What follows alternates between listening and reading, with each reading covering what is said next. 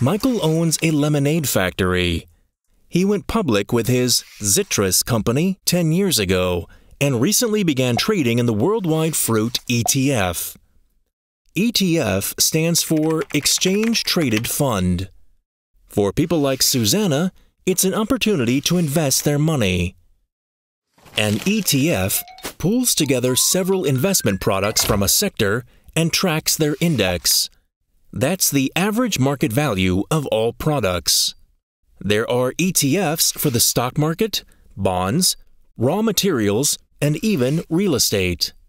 Some only cover sustainable or social investments. Others encompass specific regions or several countries.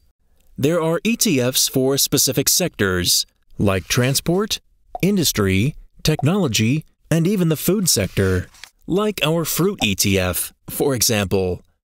It includes the top 1,000 economically strongest companies in the fruit industry, such as Mickey's Citrus Company. ETF shares are, like stocks, purchased and sold on the stock exchange. So Susanna could spend a lot of money and buy shares in each of these fruit companies, or she could spend less money and buy a fruit ETF, which means her investment is spread proportionally across all the assets within it. The index of the individual stocks and the performance of the ETF pool are therefore almost identical. If the market price drops, then so does the ETF market price, and vice versa.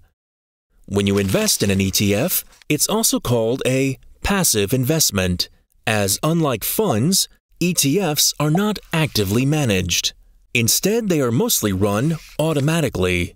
So with a fruit ETF, Susanna also pays fewer fees than with an actively managed fund investment. The downside of an ETF? Should the market price of one product drop significantly, it might take a while for the system to detect this loss in value and adjust the ETF. With an actively managed fund, a fund's manager steps in more quickly and can replace the worst asset with another product, for example. Usually, an ETF includes a lot more assets than a fund, so when the value of one company drops, this loss can be offset by the market prices of other companies in the ETF, and so the drop is barely noticeable. On top of this, Susanna can see which assets are included in the ETF at any time. It's possible to invest just a small, one-off amount, or with a savings plan, as little as €25 a month. ETFs can be traded daily, and there's no minimum duration.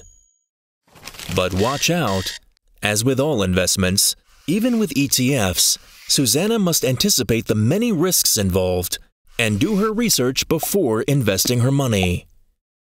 In any case, Mickey's happy that his citrus company is being traded in an ETF, and with the success of his once small juice shop.